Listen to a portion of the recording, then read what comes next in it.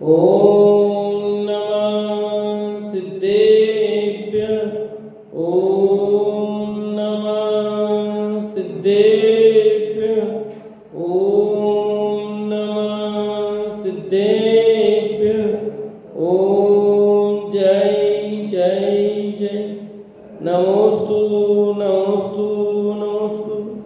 नमो अर्यन्ताणं नमो सेद्धाणं नमो ऐरियाणं नमो वजायाणं नमो लोहे सवसाणं।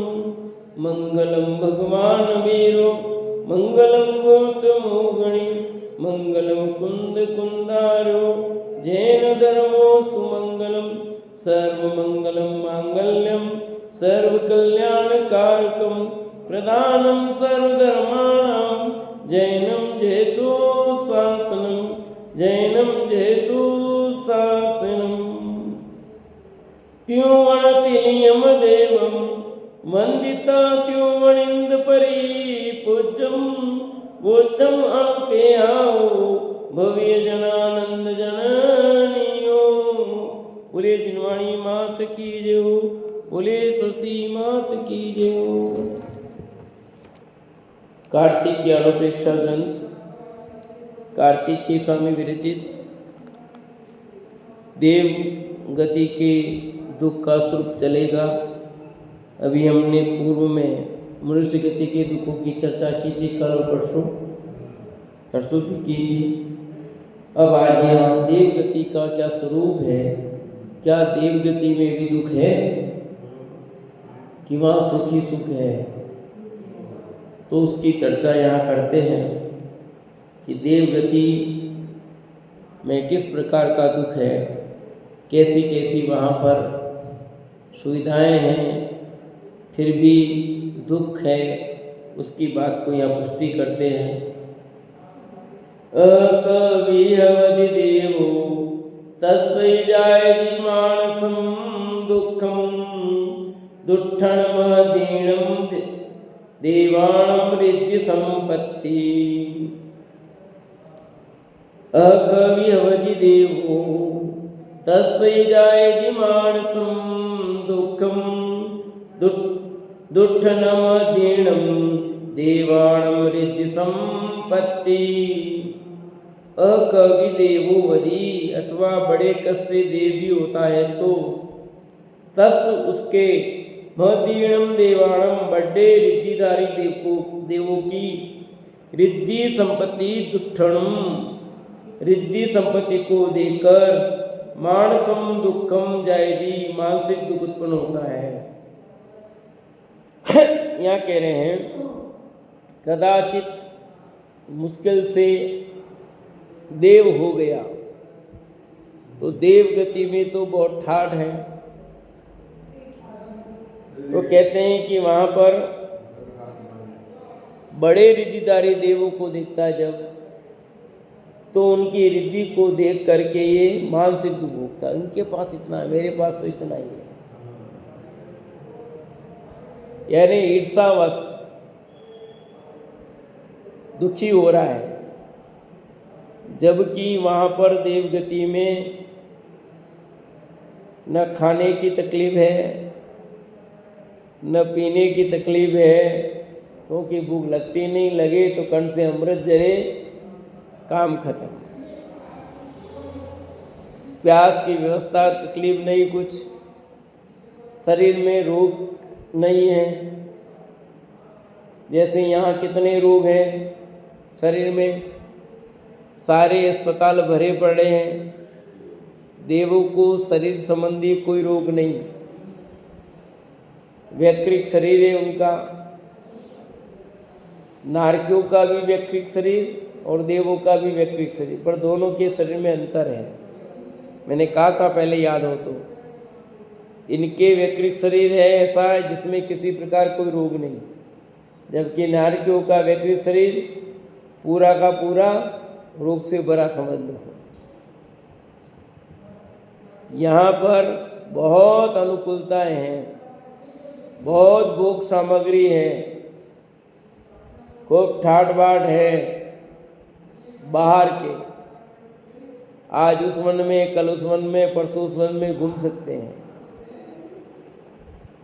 परंतु दुख इस बात का है कि उसके पास इतना है और मेरे पास इतना ही है।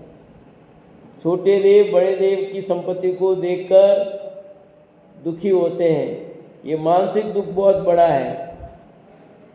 आगे आएगा कि शरीर के रोग से भी मानसिक दुख बहुत बड़ा दुख है। और आज भी आप देख लो, यहाँ मनुष्य में भी क्या है, शरीर का रोग और एक मेंटल रोग।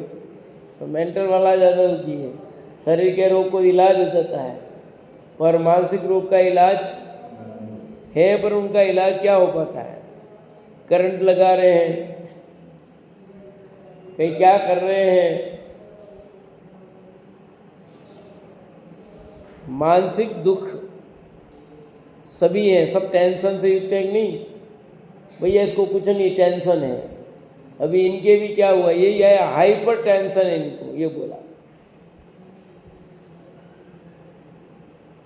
ये तो है, पर सबसे ज़्यादा तकलीफ तो इनको हाइपर टेंशन की है, इसके कारण सब हो गया। हर व्यक्ति किसी न किसी प्रकार टेंशन लेकर के दुखी है, ने मानसिक दुख। शरीर अनुकूल है पर मानसिक दुख बहुत है। अपने यहाँ कहते हैं चिंता और चिता, चिता और चिंता में क्या अंतर है? चिता माने अग्नि, अग्नि में तो एक बार जल के खाक होगा, और चिंता में निरंतर निरंतर जलता रहता है और दुखी होता रहता है। तो कैसा दुख है कि देवों को सबसे बड़ा दुख मानसिक दुख है। शरीर संबंधित उन्हें रत्ती भर भी रोग नहीं है, कोई दुख नहीं है। तो ठीक है, चलेगा, यूँ कहते हो, चलेगा क्या? तू कई बार देव बन के आया है, नरक से ज्यादा देवगति में रहा है। नरक गति से ज्यादा किस में रहा है? देवगति में रहा है। पर सुख मिला क्या? बाह्य वैभव तो बहुत मिल गया, और उस बाह्य वैभव से सुख नहीं मिलता। सुख का हेतु तो अलग है। सम्यक दर्शन से सुख की प्राप्ति होती है, आत्मा की अनुभूति से सुख की प्राप्ति होती है।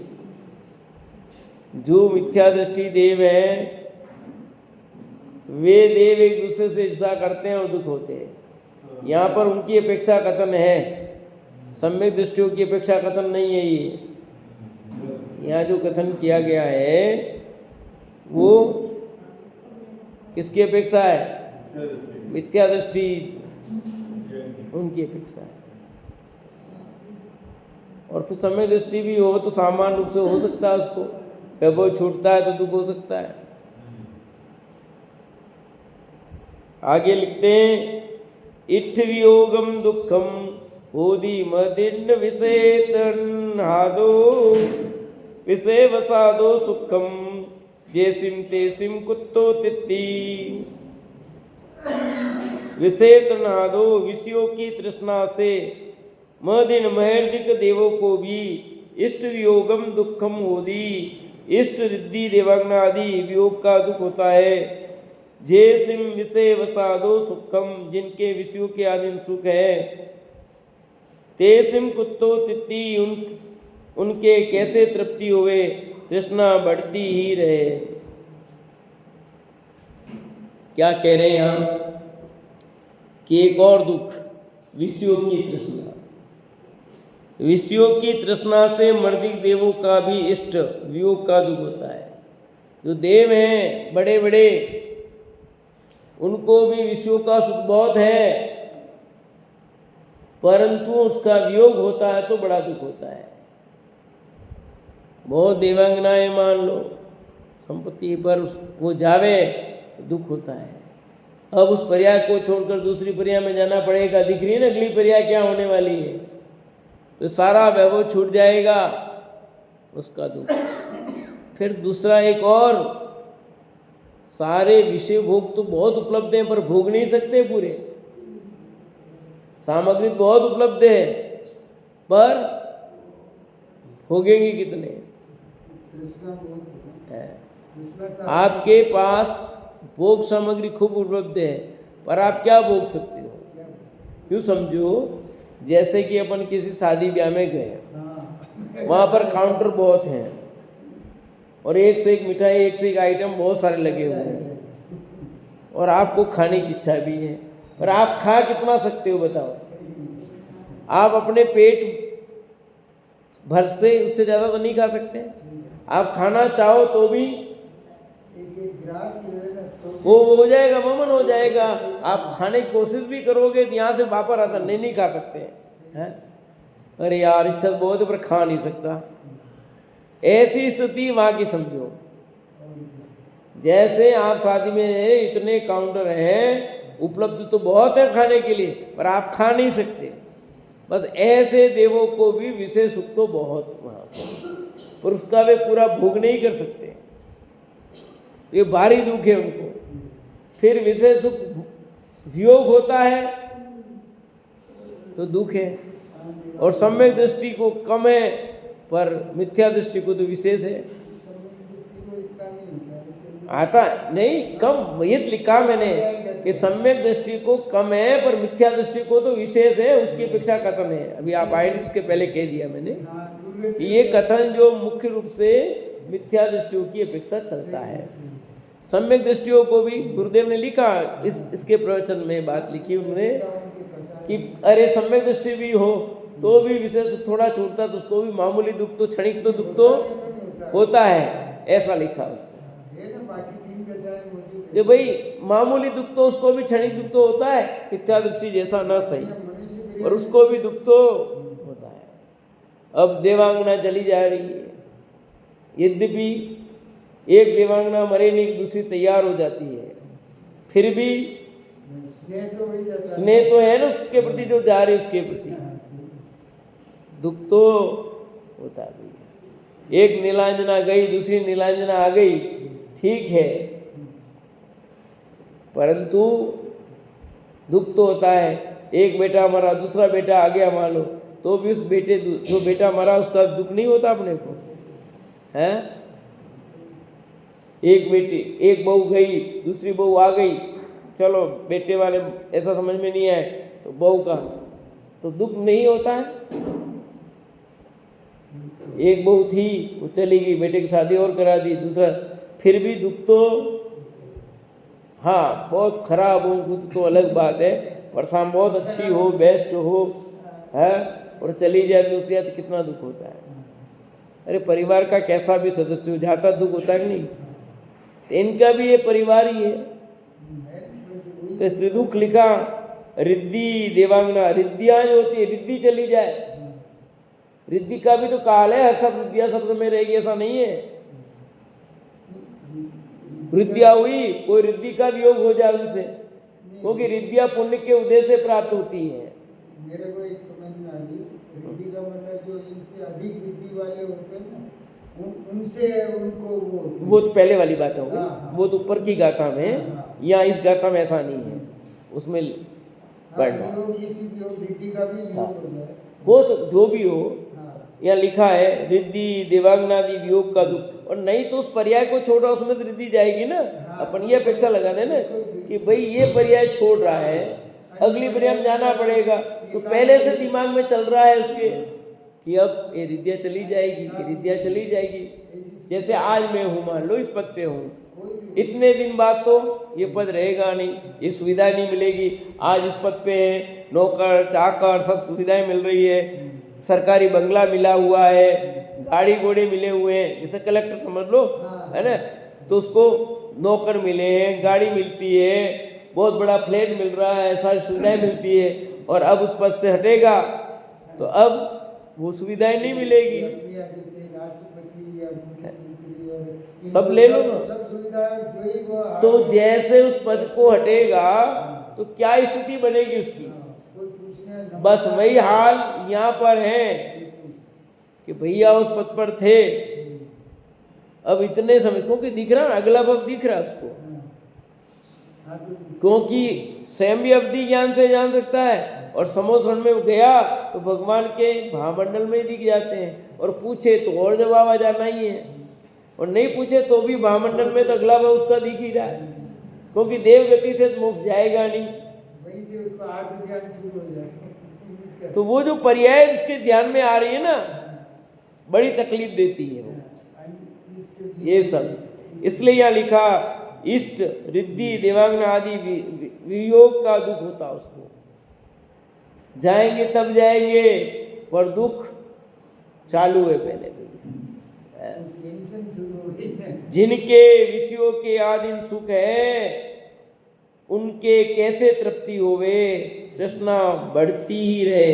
जो विषय उपलब्ध है उन विषयों को भोग नहीं पाता। फिर पहली वाली गाथा में क्या दिया, ऊपर वाले के पास इतना है, मैं जितना ही भोग पा रहा हूँ, उसके पास तो इतना है, वो मिल जाता मेरे को तो मैं भी, ये तो इसको इतना है भोगता नहीं, मेरे को मिलता तो मैं ऐसा करता।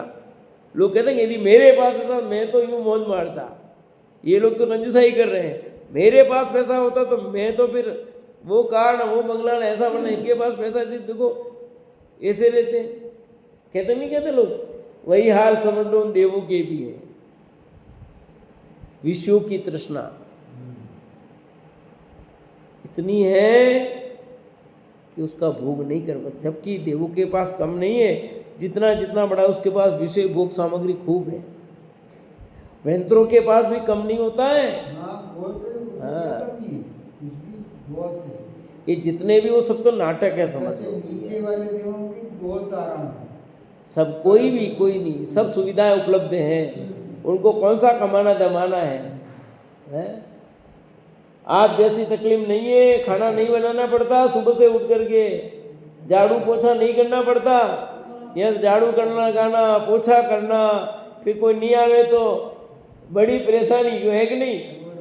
देव बन जाओगे, देवी बन जाओगे तो न झाड़ू लगाना पड़ेगा, न पोछा लगाना पड़ेगा, न आपको किचन का काम करना पड़ेगा, न गेहूँ पिसवाने, न मक्की पिसवानी, न पापड़ बनाने, न पपड़ी बनानी, न बढ़िया बनानी, कुछ नहीं बनाना पड़ेगा। तो मंजू भाभी इतनी सुख सुविधा उपलब्ध है आपको कि वहाँ पर कुछ नहीं करना पड़ेगा, ये सब टेंशन नहीं है। फिर बाल बच्चों का टेंशन नहीं है, या तो बाल बच्चों का ही टेंशन।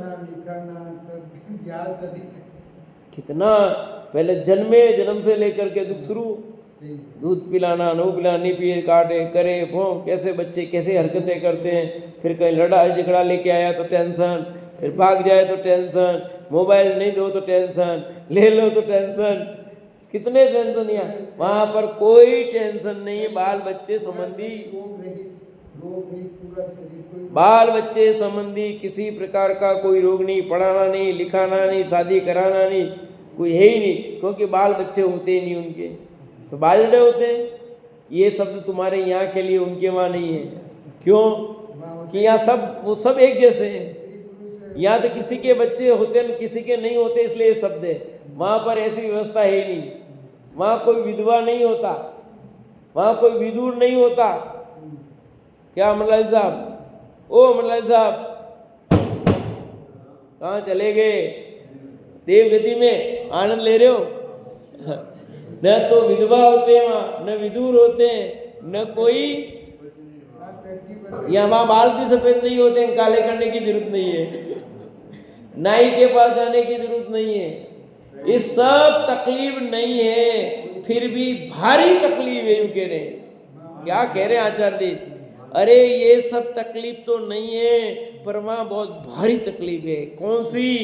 के विषयों की तृष्णा की तकलीफ, ईर्ष्या की तकलीफ, मानसिक दुख भारी है।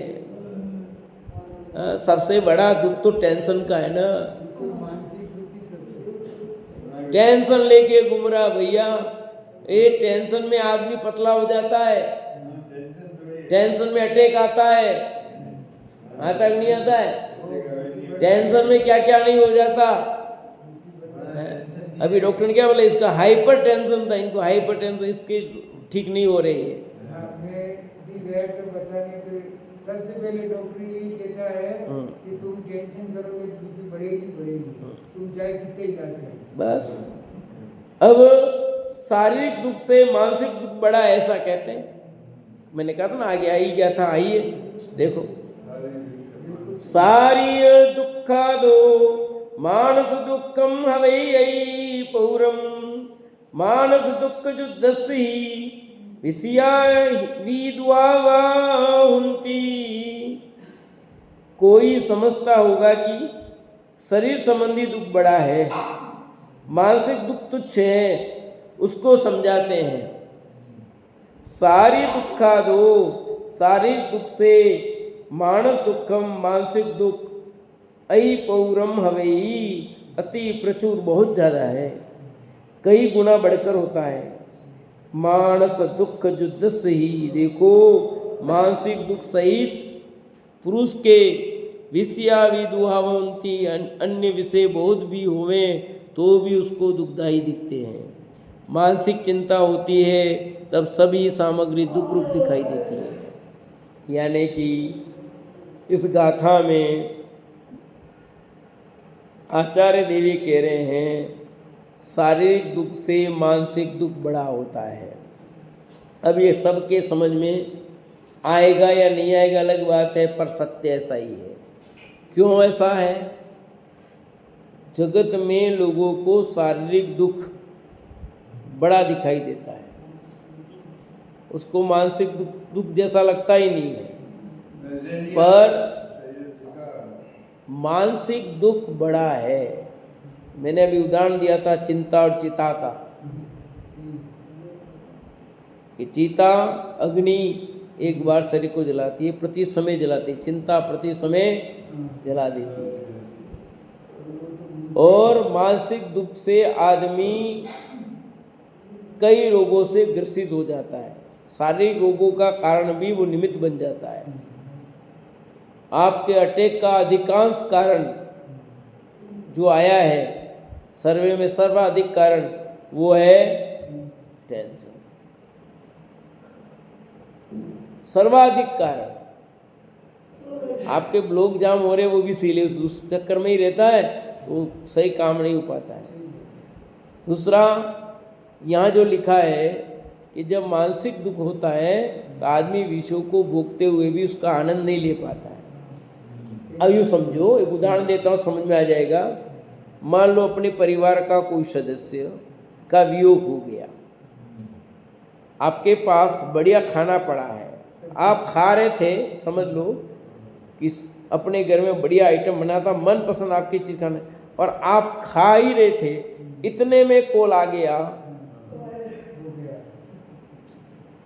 और वो कोर का आनंद जो मुंह में भी है, अभी मुंह में चला गया है वो मिठाई, और वो कितनी बढ़िया लगेगी आपको, जो भी आपका मनपसंद भोजन जो मुंह में है, अभी काम यहाँ तक था, यहाँ मुंह में है, गले में नहीं उतरा अभी, तो वो अब कितना टेस्टी लगेगा बताओ। वो जो 1 मिनट पहले या 1 सेकंड पहले बहुत टेस्टी लग रहा था, तारीफ कर रहे थे क्या खाना बनाया है, क्या बढ़िया, और इतने में कॉल आ गया है, वो आपको कैसा क्यों हुआ? शारीरिक रोग था, अभी कुछ आपके शरीर में कोई शारीरिक रोग आया है क्या? मानसिक कोई शरीर का रोग तो नहीं आया ना, सिर्फ कोलाय ने मानसिक टेंशन हुआ है। तो मानसिक दुख कितना खतरनाक होता है समझ सकते हो। जब आदमी किसी प्रकार टेंशन में हो तो बाह्य भोग सामग्री कितनी ही अच्छी सुविधा हो, भोगता भी हो, पर अच्छी नहीं लगती। जैसे ज्ञानियों को, मैं थोड़ा उल्टा उदाहरण देता हूँ, जैसे ज्ञानियों को भोग सामग्री को भोगते हुए अच्छी नहीं लगती, ऐसे ही मानसिक दुख से जो युक्त होते हैं उनको विषयों की तृष्णा होने पर भी वे विषय अच्छे नहीं ले, भोग नहीं पाता, आनंददायक नहीं लगते उसे। ज्ञानी तो तत्वपूर्वक आनंद रूप नहीं मानते और ये अज्ञान रूप मानता, अंतर इतना है। पर आनंद उनको भी नहीं आ रहा, इसको भी नहीं आ रहा, पर वे तत्वपूर्वक है इसलिए उनके लिए लाभकारी है, और तेरे तो अज्ञान पूर्वक है, हमारे अज्ञान पूर्वक है। विषयों की तृष्णा खाई जा रही है। अपने तो भोजन बोलते हैं, आशा तृष्णा से जला हृदय कर प्रभु में आया, हो कर निराश सब जग भर से अब सिद्ध शरण में आया। तो तृष्णा, आशा की तृष्णा कहो, विषयों की तृष्णा कहो। और आशा तृष्णा मतलब मानसिक दुख। निरंतर गल रहा आदमी, जांच कराओ कुछ भी नहीं, पर गलता क्यों जा रहा आदमी? कोई न कोई इसको टेंशन खाया जा रहा है आदमी को। शरीर में सब जांच करे, कोई रोग नहीं आ रहा है। मेरे मिसेज की इतनी बड़ी फाइल है जांचों की, और वो डॉक्टर ने कह दिया कि लगभग सब नॉर्मल है, तो भी बीपी बढ़ती है, कभी क्या होता है, क्यों बढ़ती है? एक ही है, खाया जा रहा है। कौन? अब टेंशन ही बिना मतलब, अपने हिसाब से बिना मतलब की, पर उनके सब मतलब की है। समझे कि नहीं है? क्योंकि वस्तुत्व गुण कहता है कोई भी बिना प्रयोजन कुछ भी नहीं है भैया। की बात है, उनका बीपी नापा 175, उनके आँख में से लाल हो गई निकलने लगी, और मेरे 199 था और मैं आराम से था। कितना बीपी नापा, कितना था मेरा? 199, और उनका कितना था? 170। और वो बहुत माथा दुख रहा है, ये हो रहा है, आंखों में, और मेरे कुछ नहीं हो रहा है। विषयों की तृष्णा की बात कर रहे हैं, उससे भी मानसिक दुख सबसे ज्यादा है भैया। और ये तो देवों की बात चल रही है। मनुष्यों में तो क्या शारीरिक रोग भी है, पर देवों में तो शारीरिक रोग है ही नहीं ना। वहाँ तो शारीरिक रोग है ही नहीं। फिर दुख किस बात का है? कि दुख इस बात का है कि वे विषयों की तृष्णा से दुखी हैं, उनको मानसिक दुख बहुत है। जैसे उसमें लगा ना, गले में माला होती मुरझा जाती है, वैसे कोई माला नहीं, शरीर में 6 महीने पहले तो फीका, जैसे उम्र होने से फीका पड़ने पड़ते ना, उसमें जो ऊर्जा है, चमक है, वो फीकी होने लगती। वही मुरझाना, कोई उनकी मुरझाती क्या है, पर मुरझाना मतलब यह है कि उनकी चमक दमक जो फीकी होने लगती है। जब जाने वाले थे तो कितने महीने पहले दुख शुरू हो गया बोलो। और उसको तो प्रति क्षण, ज्ञानियों का जीवन अलग होता है और अज्ञानियों का जीवन अलग होता है। यहाँ अज्ञानियों की बात चल रही है भैया, मुख्यतः अज्ञानियों की बात है कि अज्ञानी जीव देवगति में इतनी अनुकूलता होने पर भी, बात ये समझाना है कि मनुष्य में तो प्रतिकूलता बहुत है, नरक में प्रतिकूलता बहुत है, तिरंगति में प्रतिकूलता बहुत है, पर देवगति में इतनी अनुकूलता है, फिर भी वो दुखी है। इसका अर्थ ये हुआ, अनुकूलता और प्रतिकूलता से सुख दुख नहीं। सुख चाहिए तो आपको अपने स्वभाव का आश्रय लेना पड़ेगा, अपने स्वरूप का आश्रय लेना पड़ेगा, उससे सुख की प्राप्ति होती है। ये बाहर की अनुकूल सामग्री सुख का कारण नहीं, और ये दुख का कारण भी नहीं। थोड़ी गहराई में चले जाए, ये दुख का कारण भी, सुख दुख का कारण कौन है? तेरे परिणाम। सुख दुख के कारण बाह्य पदार्थ नहीं, तेरी अज्ञानता है। हो गया, बात होगी पूरी। चलो, तो सुख दुख का कारण कौन ठहरा? अपनी अज्ञानता। सुख दुख का कारण आप नहीं हो। ये बातें कर रहे हैं वो सुख दुख के कारण है कि नहीं? सुख दुख का कारण तो अपनी अज्ञानता है। कौन है दुख का? सर्वत्र यही नियम लागू पड़ेगा। आप उससे दुख मानते हो, तो देवगति में इतनी अनुकूलता होने पर भी वह देव दूसरों के वैभव को देखकर दुखी है। क्या वैभव है उसको भोग नहीं पाता, दुखी है। अगली पर्याय में वे छूट जाएंगे, इस बात से दुख है। वर्तमान पर्याय में देवियाँ चली जाती है तो इस बात का दुख है। बस ये कोई दुख। अब जिसको दुखी होना है 50 उपाय, और सुखी होना हो तो 50 उपाय समझ लो। वो लिखते हैं यहाँ पर, देवाणां पिय सुखम मनहर विषयम को हृदय यदि विषय वसम जत सुखम दुख स्वीकारणम तंपी यदि देवाणम प्रिय मनहर विषयम सुखम किरेदी। यदि देवों के मनोर विषयों से सुख समझा जावे तो सुख नहीं है। क्या लिखा? यदि देवों के मनोर विषयों से सुख समझा जावे तो सुख नहीं है। जम विषयवसम सुखम, जो विषयों के आधीन सुख है, तंपी दुख स्वीकारणम, वह दुख ही का कारण है। वह किसका कारण है? यदि देवों के मनोर विषयों से सुख समझा जावे तो सुख नहीं है, लिख दिया। जो विषयों के आधीन सुख है वह तो दुख का ही कारण है। अन्य निमित्त से सुख मानते सो भ्रम है। जिस वस्तु को सुख का कारण मानते हैं वही वस्तु कालांतर में यानी कुछ समय बाद दुख का कारण हो जाती है। यानी तुझे भ्रम जो सुख का कारण मानता है ना, वही दुख के कारण बन गए। कि देवों को लिखा, कितना क्लियर लिखा, देवों के मनोर विषयों से सुख समझा जाए तो सुख नहीं है भैया, वो तो दुख ही है। क्यों? जो मनोर विषय को भोग रहा है ना, भोगने की वांछा है, उस वांछा के परिणाम का फल क्या आएगा? सुमन दीदी, क्या फल आएगा बताओ? दुख आएगा कि नहीं आएगा? हम 5 इंद्रिय के विषय भोगों को भोगना चाहते हैं, उसके फल में पुण्य बनेगा, पाप बनेगा? पाप बनेगा तो फल किसका मिलेगा?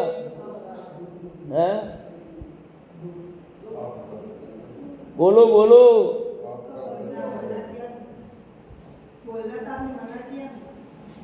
बहुत बढ़िया। हाँ, जब बात करने को मना किया है, मेरे प्रश्न का उत्तर देने को मना नहीं किया है।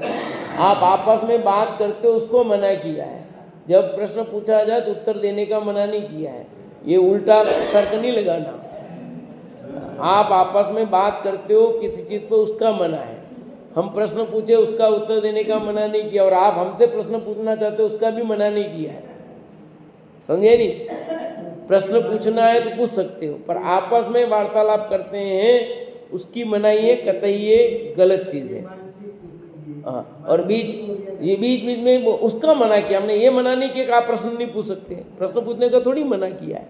और प्रश्न मैं पूछूं और आप उत्तर दो, इसकी भी मनाही नहीं की है। चलिए, बात अपनी ये चल रही है कि मनोर विषयों से सुख समझ रहा है, बाहर का वैभव, प्रति समय कितना दुख है। मनोर है ना, मन को हरण करने वाले, मन को आकर्षित करने वाले, ये बाहर के वैभव, उसको ही समझ रहा है सुख। पर कहते हैं कि वो दुख है भैया। हम लगते हैं ना वो इतनी बढ़िया गाड़ी में घूम रहा हो, आनंदित हो रहा है, पर वो गाड़ी सुख का कारण है कि नहीं? उससे पूछो। जो गाड़ी में बैठा है, गाड़ी चला रहा है, उससे पूछो। वो ड्राइवर है, उसको लगता है मैं तो अपने तो महीना होगा 10,000 12,000 जो दोगे वही मिलने वाले हैं। अब वो इतनी गाड़ी स्वयं चला रहा है, ठीक है, पर अपने आप को लाखों करोड़ों की गाड़ी वो चला रहा है, फिर भी दिमाग में यही बात है, अपने क्या काम। सुख भोग रहा नहीं, गाड़ी में वो मालिक भी बैठा है, वो भी बैठा हुआ है, पर उसके बावजूद भी क्या हो रहा है बताओ? राष्ट्रपति भवन में राष्ट्रपति भी है और कितने नौकर चाकर भी हैं, राष्ट्रपति के खाना बनाने वाला भी है, तो राष्ट्रपति थोड़ी कहलाता है। वो कौन सा सुख भोग रहा है? राष्ट्रपति का सुख भोगता है क्या? कहाँ रहते हो? राष्ट्रपति भवन में रहता हूँ। बड़े गर्व से कह रहा है क्या? हाँ, कि राष्ट्रपति भवन में रहता हूँ। अच्छा ठीक है, परंतु क्या करते हो? कि उनके वहाँ में झाड़ू लगाता हूँ। अपने आप को बहुत बड़ा समझता है, फिर भी दुखी है कि नहीं बताओ? वही हाल है कि देवों में किसी को झाड़ू लगाना पड़ता है, किसी को हाथी बनना पड़ता है, किसी को कुछ करना पड़ता है, किसी को गाना पड़ता है, किसी को बजाना पड़ता है, हुक्म जो मिले वो करना पड़ता है। ऊपर का देव इंद्र हुक्म करे वो उस देव को करना पड़ता है। ये मानसिक दुख है। ऐरावत हाथी कौन बनता है? ऐरावत हाथी देवी तो बनता है, तो पृथ्वी का एक नहीं होता, देव होता है। वो तो प्रतिभा है, वो कमल होते हैं कि ऐरावत हाथी वो देव बन रहा है। अब सोचो, अब उसको कितनी तकलीफ होगी, और एक आनंद का अनुभव कर सकता है। ओ मेरे ऊपर त्रिलोक के नाथ। अब देखो परिणामों की विचित्रता। पर मानसिक दुख इस बात का है, मुझे उनका हुक्म मानना पड़ रहा, मुझे उनका हुक्म मानना पड़ रहा है, और मैं बना हाथी बना हूं। पर दूसरी तरफ किस देव को यह प्रसन्नता हो सकती को मुझे ये सुअवसर मिल गया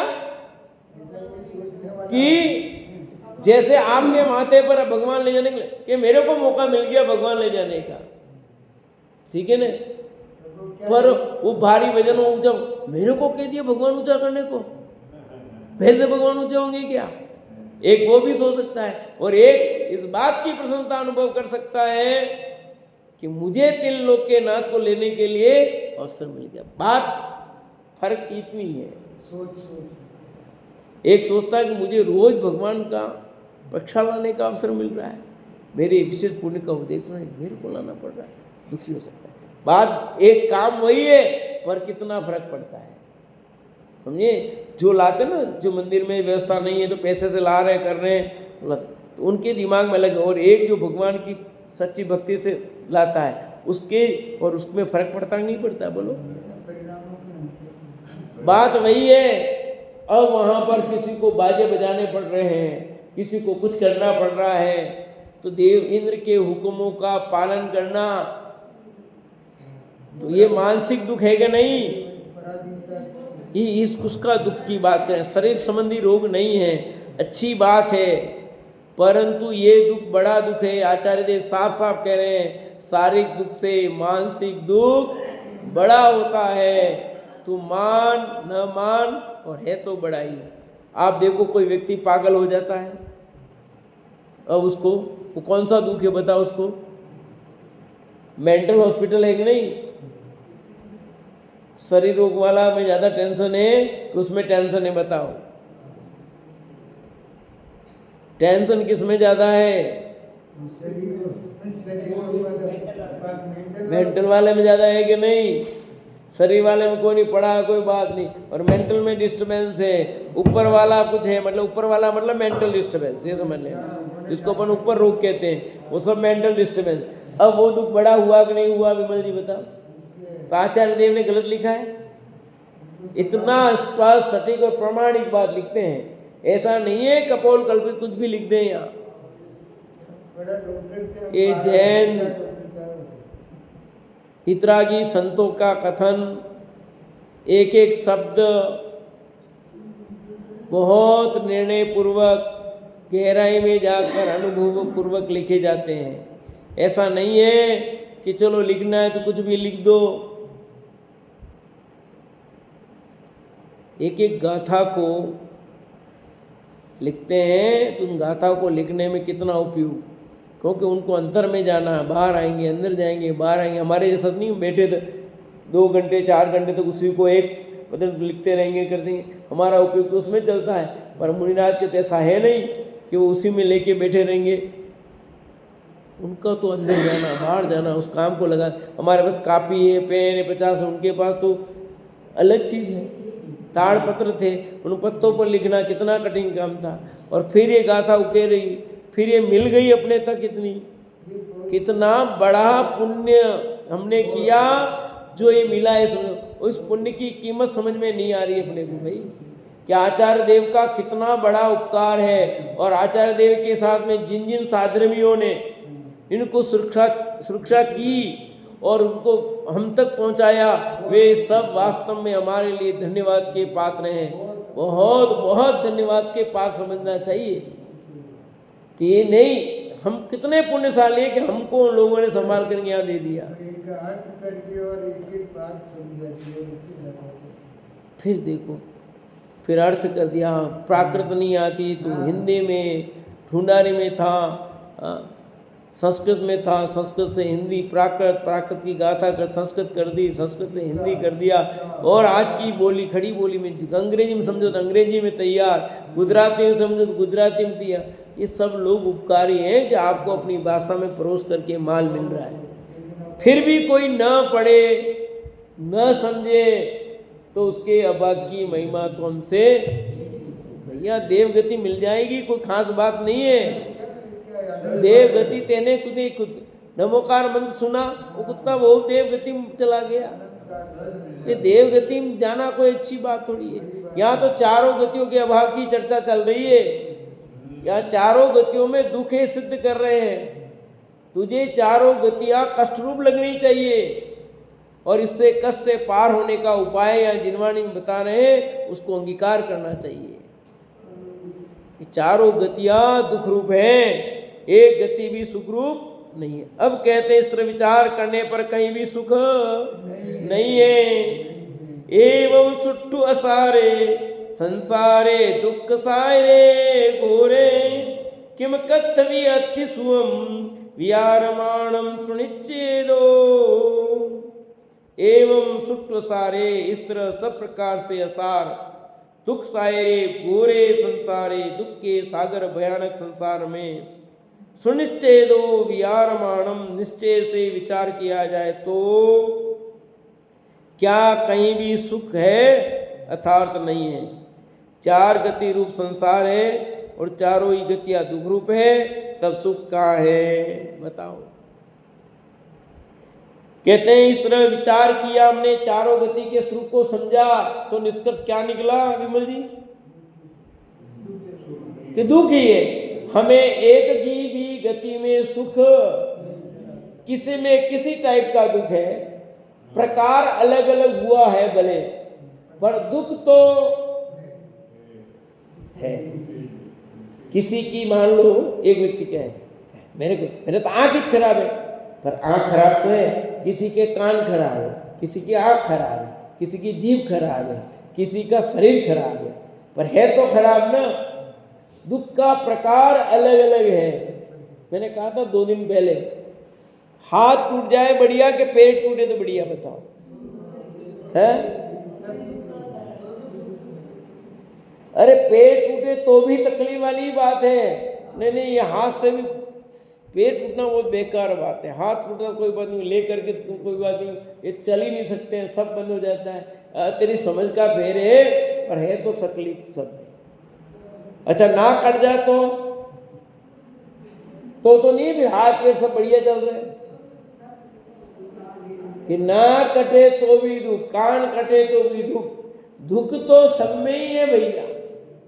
बस ऐसे मनुष्य गति में अलग टाइप का दुख है, देव गति में अलग टाइप का दुख है, त्रिन गति में थोड़ा अलग है, नर गति में अलग है, पर है तो चारों गतियों में दुख। सुख तो क्या करें बोलो फिर? अब रहना तो यही है कि अपने को, कि कौन कहता है यही रहना है? इससे हटकर रहने का स्थान है, तुझे उसके लिए उपाय करना पड़ेगा। वो उपाय कर, इसीलिए सारे दुख बताए हैं। किस लिए बताए बताओ? ये दुख बताने का उद्देश्य ये थोड़ी है कि तू दुखी रहे, इसका उद्देश्य ये है कि तू सुखी हो जा, सुख का उपाय कर। तुझे इसलिए एहसास करा रहे हैं कि तुझे दुख होने पर भी तू दुख को स्वीकार नहीं कर रहा है। आचार्य देव हर गति के दुख को बता करके हमें ये संबोधित कर रहे हैं, ये समझा रहे हैं कि भाई तू कहीं भी जा संसार में, वहाँ सब जगह दुख ही मिलना है। तुझे सुख चाहिए हो तो पंचम गति में, और पंचम गति का उपाय तेरे पास है, कहीं जाना नहीं है। वो उपाय तेरे पास है, दूसरी जगह नहीं है। सुख का स्थान है जहाँ पूर्ण सुख है, पर वो सुख मिलेगा कहाँ से? वहाँ वाला वो तेरे पास ही है, तेरे निकट है, कहीं दूसरी जगह जाना नहीं। जैसे कस्तूरी कुंडल बसे मृग ढूंढे वन माई, ऐसे हमारे हाल है कि वो सुख का आनंद जो आ रहा है ना, वो जो सुगंध आ रही है ना सुख की, वो अपने अंदर से ही आ रही है, बाहर से नहीं आ रही है कहीं। पर तुझे वो सुख की सुगंध बाहर से लग रही है, यहाँ से आ रही है, यहाँ से आ रही है, यहाँ से आ रही है। आया समझ में? आ कहाँ से रही है? वो तू पकड़ नहीं पा रहा, तू इधर समझता है, इधर समझता कहाँ से आ रही है। तो अपने को सुख की सुगंध जिस जगह से आ रही है उस जगह ही उपयोग को लगा लो तो सुख की प्राप्ति हो जाएगी और हम सब सुखी हो। इसी भावना से विराम लेता हूँ।